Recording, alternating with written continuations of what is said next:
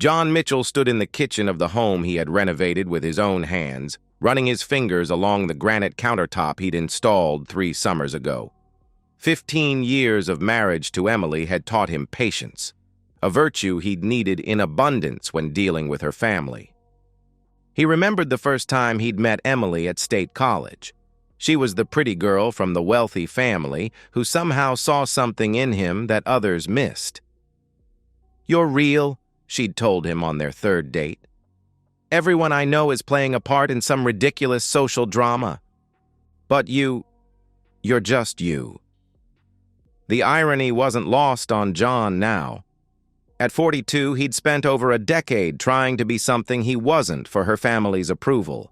His father had been a carpenter, a man with calloused hands and an unwavering moral compass. "Respect is earned, son," he'd say, "not inherited."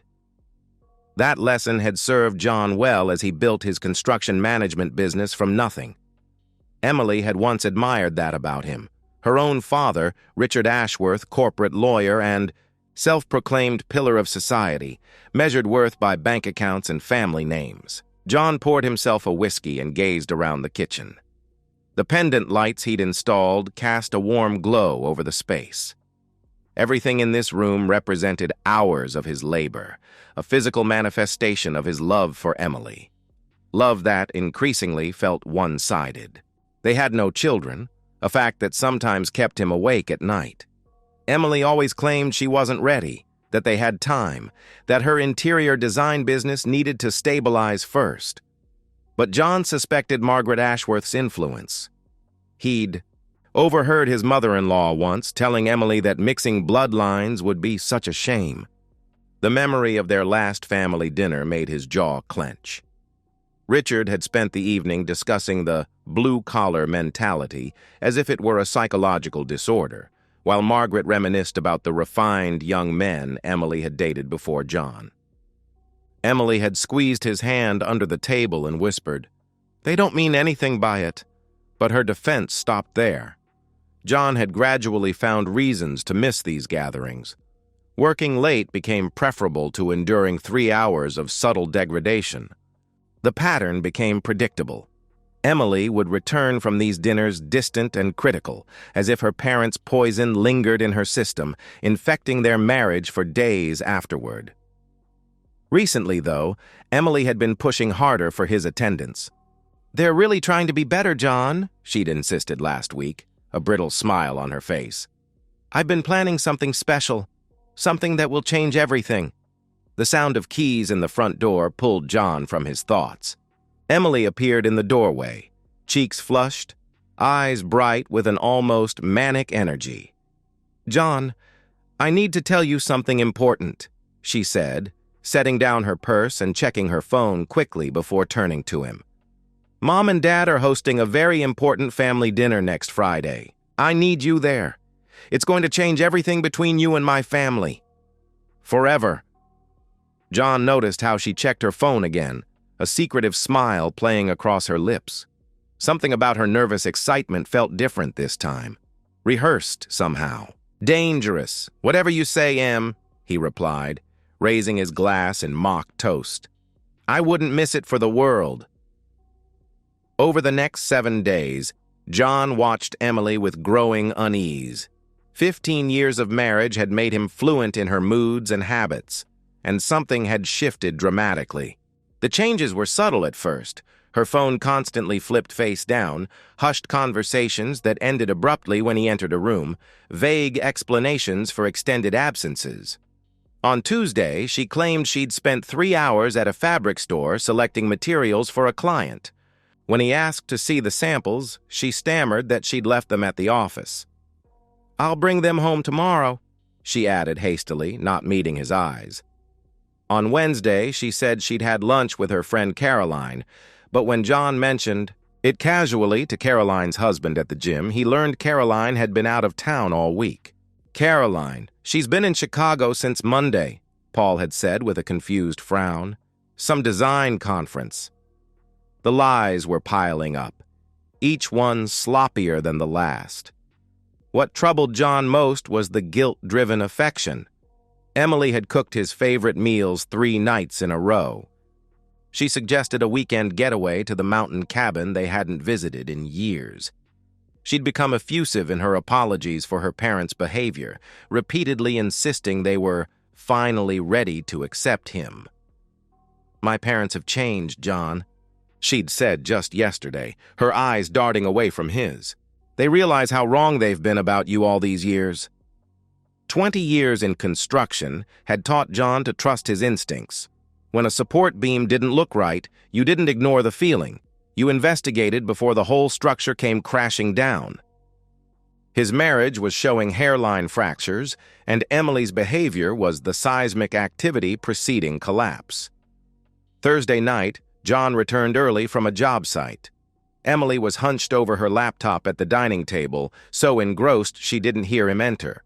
He caught a glimpse of what looked like a law firm's website before she slammed the laptop closed. "You startled me," she exclaimed, her voice unnaturally high. "Sorry," John said, setting down his thermos. "Anything interesting?" "Just research. For a client's lease agreement," she said too quickly, her fingers nervously tapping the closed laptop. "How was your day?" Later that night, he heard her on the phone in the bathroom, voice barely audible over the running water. "Yes, Mother, he'll be there," she whispered. "Everything is set up exactly like we discussed." The following morning, while searching for aspirin in Emily's purse, John found a business card. Alexander Dawson, private investigator. The card was worn at the edges as if handled frequently. "What's this?" he asked when Emily entered the kitchen, holding up the card between 2 fingers. She froze momentarily before forcing a laugh. "Oh, that silly thing. It fell out of a magazine at the salon. I thought the name sounded like a character from a detective novel," she explained, taking the card from his hand and tossing it in the trash with deliberate casualness.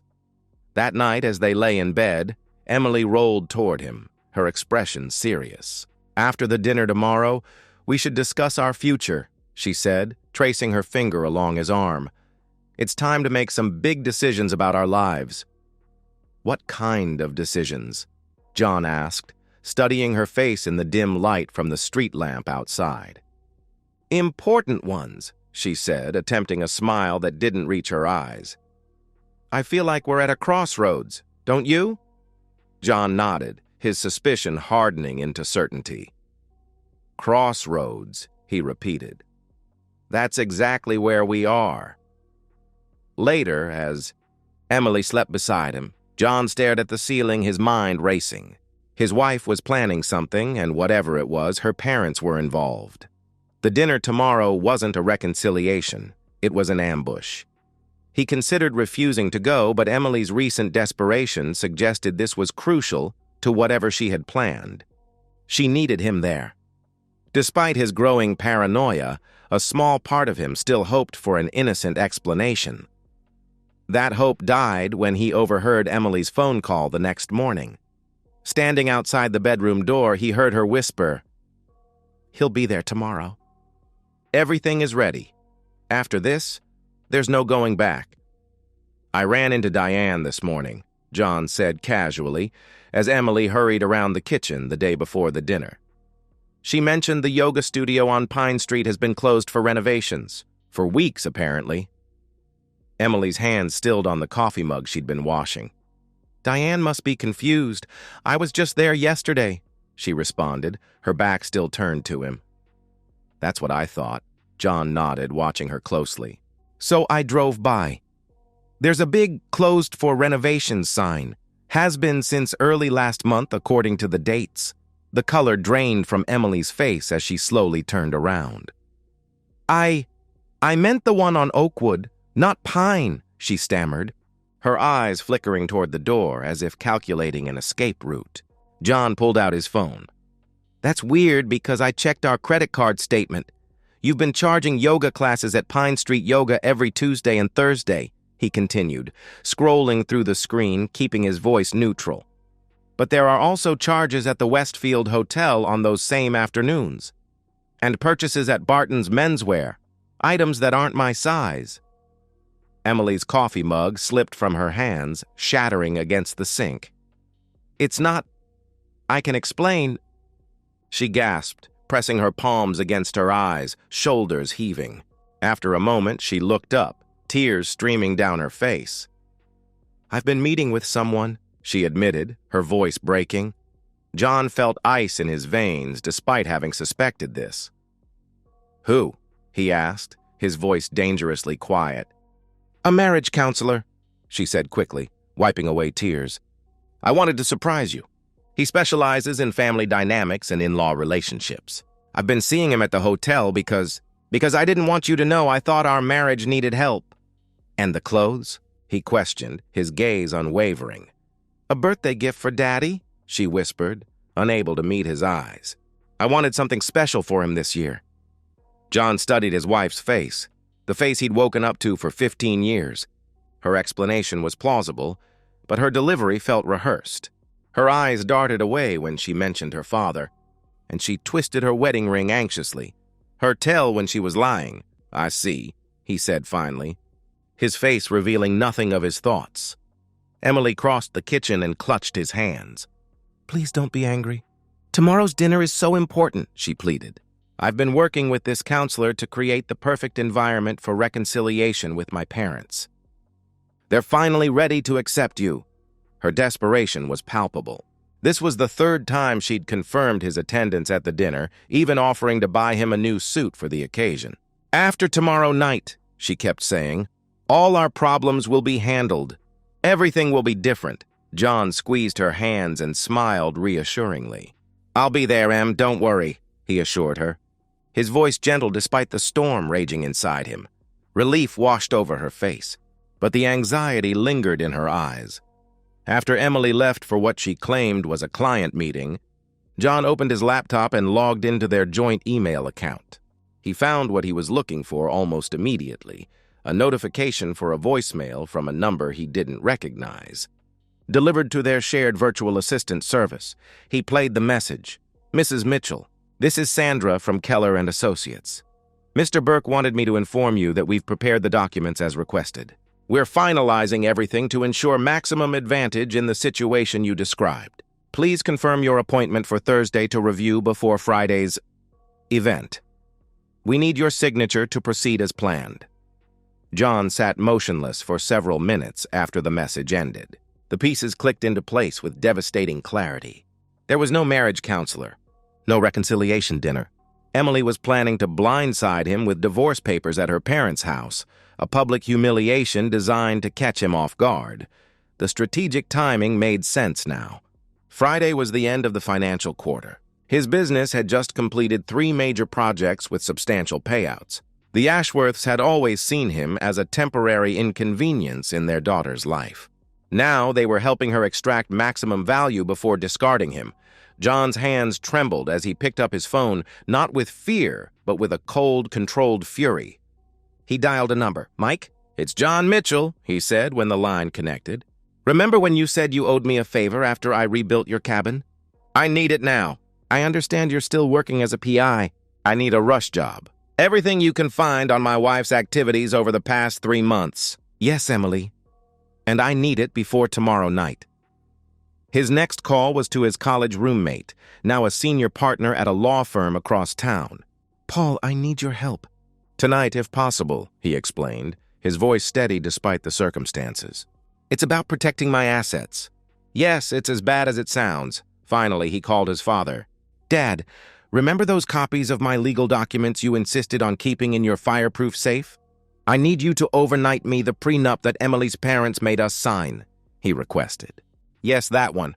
The ironclad agreement they were so smug about. It's about to become very important." As John ended the call, he heard Emily's car in the driveway. He cleared his browser history, closed his laptop, and took a deep breath.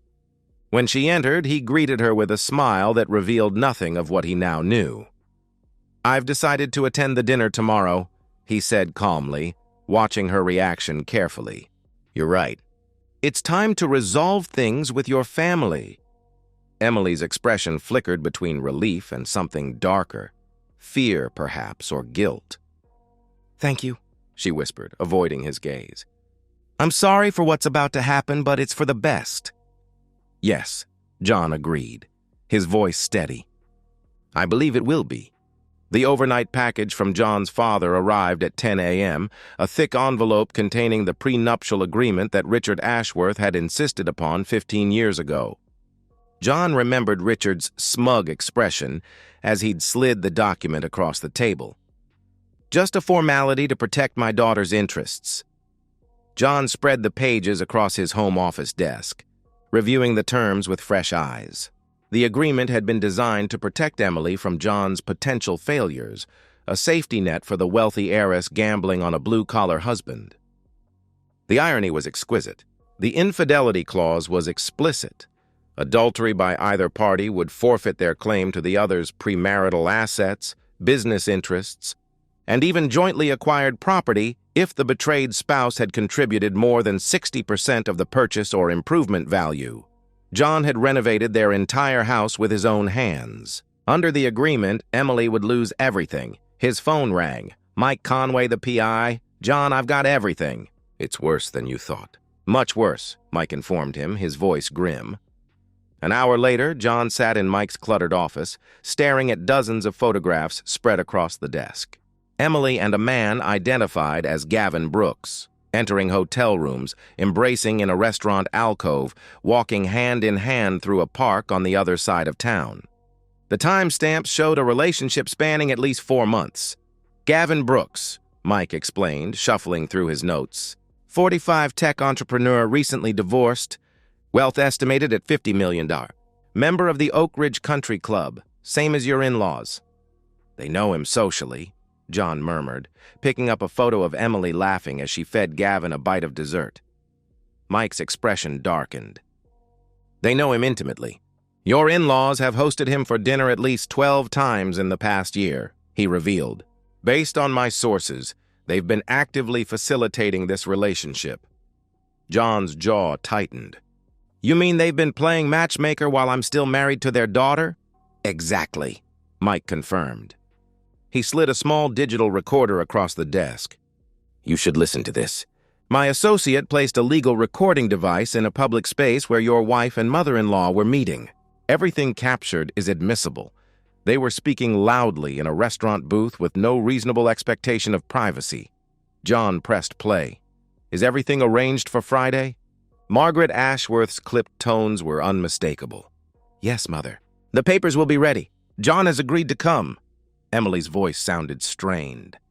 Perfect. Richard believes that presenting him with divorce papers in front of the family will make him more likely to accept his fate gracefully. Men like him value their pride above all. He won't want to make a scene. I still don't understand why it has to be so public. Emily sounded uncertain. Because, Margaret's voice hardened, ripping the bandage off quickly is kindest. And having witnesses ensures he behaves appropriately. Gavin will be waiting to hear the news. He's quite eager to make things official with you. I know. A pause. I just wish... Stop it, Emily. You've been wishing for 15 years. It's time to correct your mistake. Your father and I have arranged everything. John won't fight the terms. He doesn't have the resources or connections. By this time next week, this unfortunate chapter will be closed. The recording ended. John sat motionless, the final pieces falling into place. There's one more thing, Mike said quietly. Your wife has been meeting with a high-end divorce attorney for weeks. They've drafted papers seeking alimony based on your recent business success and claiming she contributed significantly to your company's growth through her connections and social capital. John laughed, a short, harsh sound. They have no idea what they're walking into, he remarked, his eyes cold. What are you going to do? Mike asked, leaning forward. Exactly what they're expecting, John replied, gathering the photographs into a neat stack. I'm going to attend their dinner. I'm going to listen to their carefully rehearsed speech. And then, he smiled thinly, I'm going to teach the Ashworth family about consequences. John spent the rest of the day preparing his counterattack. He met with his attorney, reviewing the prenuptial agreement and preparing counter-divorce filings citing adultery with documentary evidence. He contacted his accountant to protect his business assets.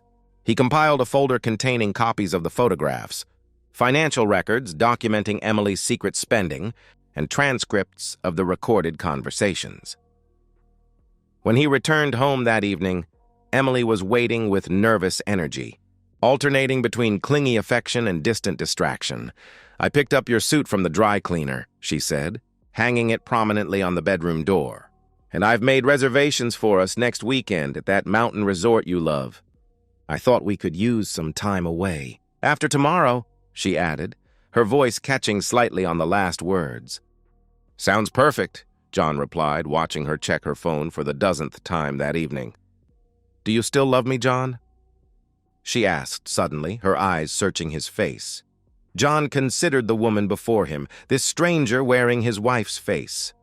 For 15 years he'd loved her completely. Now he felt nothing but a cold, clear purpose. "I've always loved you, Emily," he said truthfully. "More than you'll ever know." She burst into tears, burying her face against his chest. "I don't deserve you," she sobbed, her words muffled against his shirt. John held her, his expression unchanging as he gazed over her head at their wedding photo on the dresser. Tomorrow would be the end of that marriage, but it wouldn't end the way Emily and her family had planned. The Ashworth mansion looked exactly as it always had, imposing, immaculate, and coldly unwelcoming. John pulled his truck into the circular driveway, parking deliberately between Richard's Bentley and Margaret's Mercedes. Emily had insisted they drive separately, claiming she needed to help her mother prepare. John now understood she wanted separate vehicles for their drive home, or more accurately, for his drive home alone. Margaret opened the door, her smile tight and formal. "John, how nice you could join us," she greeted, her gaze flickering to his suit, perfectly tailored but purchased off the rack 3 years ago. The slight wrinkling of her nose communicated her judgment more effectively than words. "Wouldn't miss it," John replied pleasantly, stepping past her into the marble foyer. The dining room had been set with elaborate precision, the finest Ashworth china, crystal stemware, and freshly polished silver. Place cards positioned John at the farthest end from Richard, who sat at the head of the table with an air of feudal authority. Emily sat rigidly between her parents, checking her watch repeatedly. Her eyes darted nervously to the elegant envelope beside her plate. "So, John," Richard began after the first course had been served, breaking the tense silence. "Still managing those construction projects." He pronounced construction as if it were a communicable disease. "Still building things, Richard," John replied evenly. "Someone has to." Margaret sipped her wine delicately. "Indeed, some people are naturally suited for such physical pursuits," she remarked. "Others, of course, are more comfortable in refined society." She turned to Emily with pointed significance. "Wouldn't you agree, dear?" Emily stared at her plate, pushing food around without eating. "Everyone has different strengths," she murmured, not looking up. "Speaking of strength in different areas," Richard continued, refilling his wine glass, "did Emily mention we had dinner with Gavin Brooks last week? Remarkable fellow. His tech company just secured another round of financing. What was it, 50 million? He paused, glancing at his wife. Such a shame about his divorce, though it's left him available for new opportunities. He looked meaningfully at Emily, who flinched. "Gavin sounds fascinating," John remarked, taking a bite of his salad. "You must introduce us sometime." Margaret's eyebrows rose slightly at his calm response. "Perhaps. Though I'm not certain you'd have much in common," she observed coldly. "Gavin attended Harvard. His family has a summer home in the Hamptons. He understands the obligations of society. Unlike some people we could mention," Richard added with a chuckle, swirling the wine in his glass. John smiled and took a sip of water. "You know, Richard, I've always appreciated your directness," he commented. 15 years of subtle insults. It takes commitment to maintain that level of condescension. A brief silence fell over the table. Emily's face paled. Richard cleared his throat uncomfortably. "Now, John," Margaret interjected, her voice honeyed with false concern. "No one is insulting you. We've simply always wanted what's best for Emily. Surely you can understand that?" "Of course," John nodded. "Parents wanting what's best for their children is natural. though I've often wondered why you think the worst thing that could happen to your daughter is happiness with someone who actually loves her." Emily's hands shook, visibly as she reached for her water glass. Richard's jaw tightened, but he maintained his practiced smile. The main course arrived, prime rib for the men, poached salmon for the women. Margaret steered the conversation toward safer topics: renovations at the country club, the latest charity gala, mutual acquaintances whose children had made advantageous marriages. John participated politely, complimenting Margaret's hosting and thanking Richard for his unsolicited career advice. His calm demeanor seemed to unnerve them. They had expected defensive anger or wounded pride, not this pleasant acquiescence. As dessert was served, a delicate lemon souffle that John knew was Emily's favorite, Margaret exchanged meaningful glances with Richard. He nodded almost imperceptibly, and Emily's breathing quickened. She reached for her purse with trembling hands and withdrew the elegant envelope John had noticed earlier. "John," she began, her voice barely audible, "I have something for you. A gift that will change everything." The dining room fell silent except for the ticking of the grandfather clock in the corner. John accepted the envelope with an expression of polite curiosity, though he knew exactly what it contained. He opened it slowly, removing the legal documents and scanning them with furrowed brows, as if encountering such papers for the first time. Emily's carefully rehearsed speech tumbled out in a rush. "I've been thinking a lot about our marriage, John, about how people grow and change, sometimes in different directions," she explained, her voice cracking slightly. "I've realized that I need something different, someone more compatible with my goals and background." "What Emily means," Margaret interrupted impatiently, setting down her dessert fork with a sharp clink, "is that she's finally come to her senses. This marriage was always a mistake, a youthful rebellion against proper upbringing." Richard nodded sagely. "You must have known this day would come, John," he stated with condescending sympathy. "Emily was meant for a different world than yours. It's best to bow out gracefully and avoid embarrassing yourself by fighting the inevitable. Breeding will tell in the end," Margaret added with cruel finality. "You never belonged in our world, John. You should be grateful for the years you had with Emily. But it's time to accept reality." John remained silent, studying the divorce papers with meticulous care. The tension in the room grew unbearable as the seconds ticked by. Emily's expression shifted from nervous anticipation to confused discomfort at his lack of reaction. Finally, John carefully folded the documents and placed them beside his plate. He took a sip of water and dabbed his lips with his napkin. "Since we're exchanging gifts tonight," he said calmly, reaching into his jacket pocket, "I have something for the family as well." He placed a small red gift box in the center of the table. Emily's face went white with sudden terror, as if she had just realized that her quiet, humble husband might not be as naive as they all believed. Richard Ashworth reached for the red box with theatrical confidence. "How thoughtful, John," he remarked, his tone suggesting he expected to find some pathetic peace offering inside, perhaps a handwritten letter of surrender or a sentimental keepsake. The box opened with a soft click. Richard's expression shifted from smug curiosity to stunned horror in an instant. The color drained from his face as he lifted a photograph from the top of a thick stack of documents. The image, crystal clear and date-stamped, showed Emily and Gavin Brooks embracing passionately outside a hotel room. "What is this?" Richard whispered, though his expression made it clear he already knew. Margaret snatched the folder from her husband's limp grasp, her social composure crumbling as she flipped through photograph after photograph. This can't be," she spluttered, each image confirming her daughter's betrayal and their own complicity. How did you, Emily stuttered, her voice barely audible as she stared at the evidence of her affair spread across the table.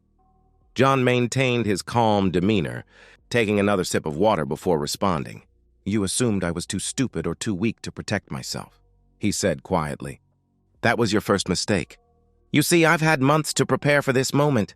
Every hotel visit, every lie, every secret phone call, I documented it all. He turned to Richard, whose face had flushed from shock to anger. "There's more in that folder you might find interesting. Financial records showing Emily's secret spending on her affair, transcripts of recorded conversations, legally obtained, I assure you, planning my humiliation tonight, and documentation proving the timeline of the affair." Margaret's hands trembled as she continued flipping through the evidence. This is an invasion of privacy," she sputtered indignantly. "We'll sue you for—" "For what?" John interrupted, his voice sharp for the first time that evening. "For legally documenting my wife's adultery? I think you'll find that difficult to pursue, especially given what else is in that folder."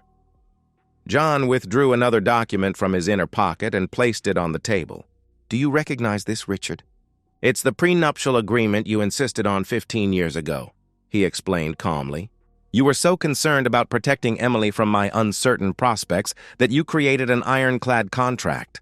Ironically, it protects me instead." He tapped a paragraph highlighted in yellow. Section 8.3.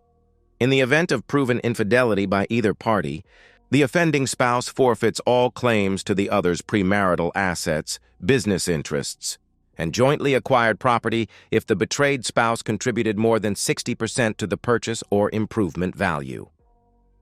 Richard's legal mind processed the implications immediately. "That's our house," he muttered, his voice hollow as realization dawned. "Correct," John confirmed with a slight nod. "The house I renovated entirely with my own hands, adding more than double its original value. My construction business, which was established before our marriage. Even my father's property that I inherited." His voice remained steady. "Emily gets nothing." Emily's composure finally shattered completely. "John, please," she sobbed, reaching across the table toward him. "I never meant for it to go this far. They pushed me toward Gavin, convinced me you were holding me back. They promised to support me through the divorce. I made a terrible mistake." "The mistake," John cut in. His eyes locked on hers, "wasn't the affair, Emily. It was allowing your parents to convince you that love and loyalty are less important than social status and family connections. It was believing that I would simply crumble when confronted with your betrayal." Richard slammed his fist on the table, causing the crystal to rattle. "This is absurd," he growled. "I have connections with every major law firm in this city. You can't possibly think you'll win against us." "I don't need to win against you, Richard. I've already won," John replied with quiet confidence. He reached into his pocket again and produced a letter from his attorney. "This outlines the ironclad nature of our case. I filed counter-divorce papers citing adultery this morning. Copies of all evidence have already been sent to my attorney, your country club board of directors, and several prominent members of your social circle." Margaret gasped, her social mask cracking completely. "You wouldn't dare," she hissed, her face contorted with fury. "I already have," John replied simply. "Your attempt to destroy me quietly has guaranteed your very public destruction instead." Emily looked between her parents and John, the full magnitude of their miscalculation finally dawning on her. "But what about us? 15 years of marriage," she pleaded, tears streaming down her face. "Ended the moment you decided I wasn't good enough for you," John finished for her. "The moment you conspired with your parents to humiliate me. The moment you chose Gavin Brooks over the man who has loved you unconditionally for 15 years. He stood up, straightening his off-the-rack suit with dignity. "You spent 15 years trying to convince me I wasn't good enough for your family. Tonight you've proven you were right, but not in the way you intended. I was always too good for this family." As John walked toward the door, Richard found his voice again. "This isn't over, Mitchell." "You have no idea who you're dealing with," he threatened, rising from his chair. John paused in the doorway, turning back one last time. "Actually, Richard, I know exactly who I'm dealing with now. That's why I've already won." Emily rushed after him, tears streaming down her face. "John, please, you can't just leave like this." "We need to talk about this," she begged, grabbing his arm. "There's nothing left to say, Emily. You made your choice," John responded, his voice softening slightly. "I hope someday you realize what you threw away for your parents' approval, and a man who'll discard you the moment this scandal breaks." As he walked out the front door, John could hear Margaret's hysterical voice on the phone. "Police! Yes, I need to report stolen documents, personal property taken from my home," she shrieked. John smiled grimly as he slid into his truck. The officers would arrive to find a family in chaos, with evidence of adultery spread across their dining table.